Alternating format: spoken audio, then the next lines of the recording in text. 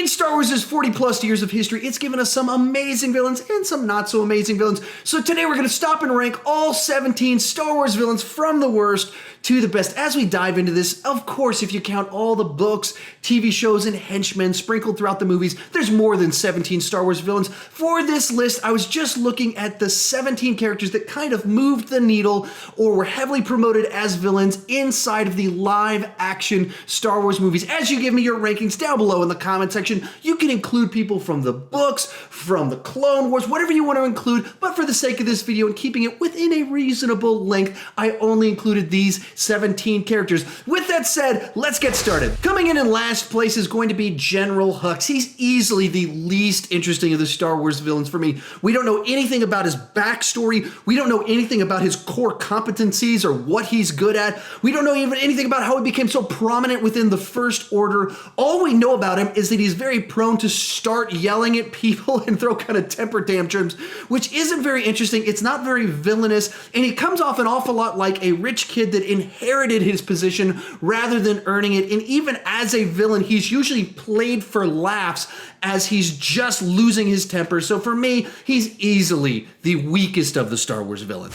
And number 16 is Nute Gunray. As essentially the face of the Separatists as well as the Viceroy of the Trade Federation, he comes off as shockingly easy to manipulate, nervous, and seemingly harmless. Given Palpatine's manipulative skills, there was a lot of potential for him to essentially be a tragic villain that was a true believer of what he was trying to do that just got manipulated by Palpatine. But instead, essentially, we get this nervous character that comes off like a racial stereotype, just talking to people on a bridge until he gets killed off in Revenge of the Sith. Coming in at number 15 is Captain Phasma. Honestly, I considered leaving Phasma out of this list because she's so underutilized in these movies. She's got a great look and an intimidating screen presence, but the character is so inconsequential to the plot of these movies and disposed of so easily that it's hard to view her as any sort of villain at all. And number 14 is DJ. DJ is actually pretty tough to place on this list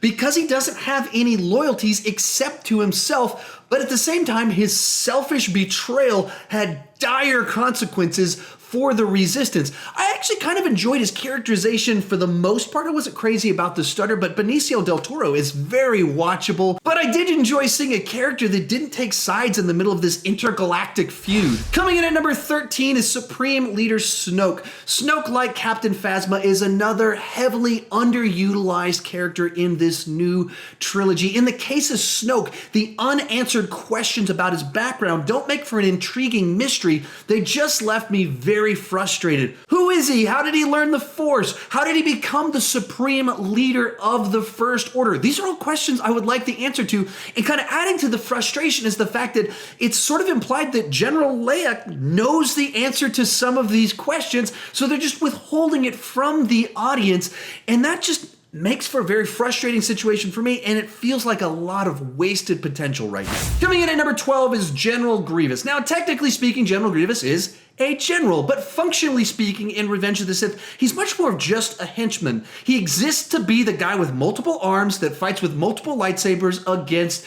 Jedis. Now, in that role, he's actually quite good. He's an interesting new take on the lightsaber duel, in particular with Obi-Wan. There's not a lot of mystery, there's not a lot of backstory, but as a guy that gets in fights, he is quite entertaining to see on screen. Coming in at number 11 is Jango Fett. Jango's a tricky one for me to place on this list because I don't really have any problems with the character in and of himself. He's a mildly interesting bounty hunter henchman that appears and has a nice little duel with Obi-Wan Kenobi and has cool looking armor. On the other hand, the way they tie him into the grander Star Wars mythology and making him responsible for the Clone Wars and tying Boba Fett back to the clones, that sort of stuff is some of my least favorite aspect of the prequels, where they tied things together where I don't think that they needed to be tied together. So I enjoy Jango enough as a character by himself. I do not enjoy the way he figures into the lore as a whole. Bringing us into the top 10 is Dryden Voss. What struck me about Dryden Voss is that he doesn't have some big elaborate villainous scheme. He's not out to get Han Solo. In fact, he emotes a good bit of compassion towards the different people in the movie. but he is a gangster and he can't let things slide. That's kind of the fun thing about him, is he gives us a little bit of glimpse into the world of the gangsters and the criminal underground of the world of Star Wars. I also really enjoyed the way that Paul Bettany played him and the way he's characterized on screen. So he's not this amazing villain, but he's a nice little addition to the Star Wars canon.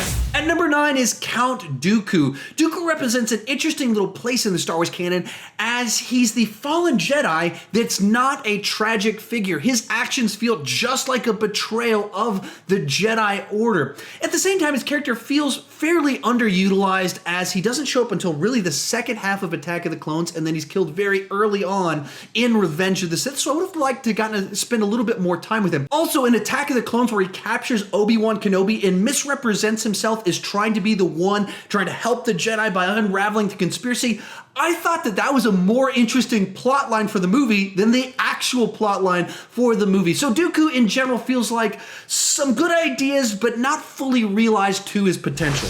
Coming in at number 8 is Critic.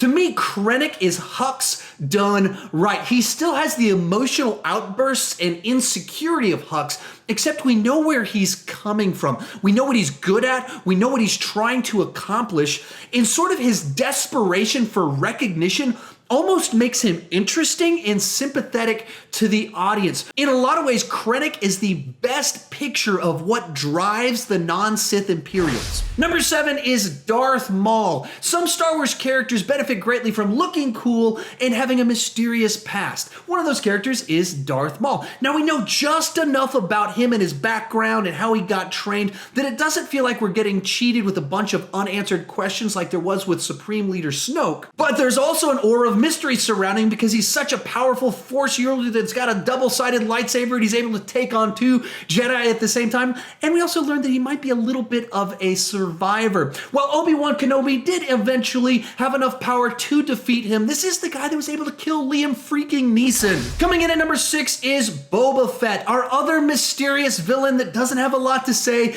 is Boba Fett. Now, this is the character that was able to track down and capture Han Solo, so he, of course, is one of the great villains of the world of Star Wars, but at the same time, we don't know a whole lot about his life after what happens in Attack of the Clones until The Empire Strikes Back, and we're left to fill in the gaps based off of implications for little lines of dialogue, like Vader pointing at him saying, "No disintegrations." As you wish. Lord Vader. And so this makes him an interesting, intriguing character that looks very cool, and he's the guy that was able to beat Han Solo.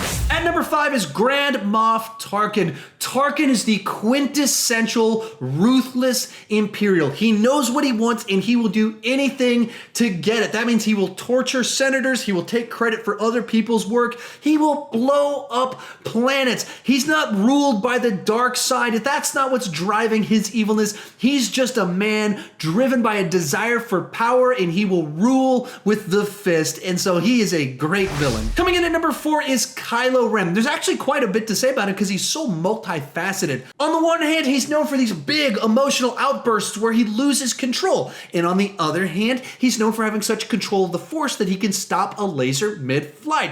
On the one hand, he's known for being conflicted, having this special connection to Rey and the light side. On the other side, he killed Han Solo. So this is a character that's pulled in many different directions, but the thing that makes him interesting to me is that he's the Sith apprentice that defeated his master, and that has big, gigantic implications for whatever they're gonna do in Episode 9. That's what makes him most fascinating to me. Bringing us into the top 3 is Jabba the Hutt. This is the definitive Star Wars gangster. He's the one that gave us our first kind of view into this criminal underworld and bounty hunters and what happens when you don't make your shipment. I think the character works a lot better if you remove the scene out of A New Hope and you just have him as this background character that Han Solo keeps talking about how he's afraid of him and how he's on the run from him, and we don't see him until the beginning of Return of the Jedi, where he's finally revealed as this character that's entertained by dropping dancers down and being eaten by the Rancor. In a universe filled with Siths and Imperial officers, Jabba has the distinction of being the sleaziest of the villains. Our runner-up is going to be Darth Vader. Vader. In many ways, he's of course the most iconic of the Star Wars villains, from his image to his tragic backstory to the big plot twists and reveals, or the simple fact that he's just this imposing, intimidating figure. This is a classic, iconic villain. Being that episodes 1 through 6 are the story of his rise, fall, and redemption, he's the most developed character in the Star Wars universe. I spent a lot of time debating as to whether he's going to be number 1 or number 2, but there's really 2 reasons I didn't put him at number 1. The first of those reasons is that he's essentially the arm to the Emperor. He's the henchman to the Emperor. Very cool henchman, but he's the guy that gets things done while not necessarily the guy with the master plan. The second reason that I didn't put him at number 1 is this is pretty simple.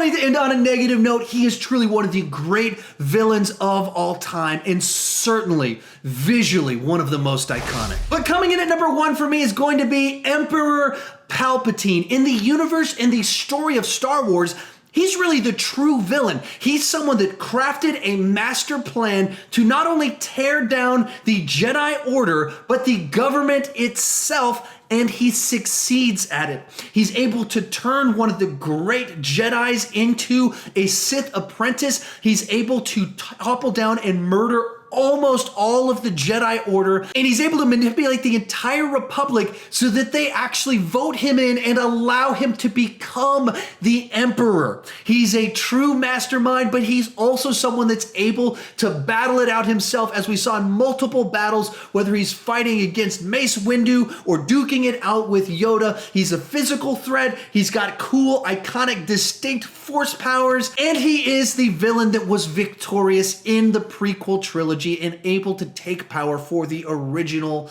trilogy. So for me, he comes in at number 1. So that's my ranking of the 17 Star Wars villains. How about you? How do you rank them? Go ahead and tell me down below in the comment section. Feel free to throw in Thrawn or whoever else you want to throw in from the Clone Wars or Rebels or the books or anything of that nature. And if you're new to my channel, please consider clicking that subscribe button. I do movie reviews, TV reviews, ranking videos, but the key thing is I don't want to just talk about movies. I want to talk about movies with you. So please join me down in the comment section. Let's have a lively, respectful conversation. I know there's a lot of division and toxicity in the Star Wars fandom right now. Let's just have some fun talking about these characters that we love. And as always, thank you for watching.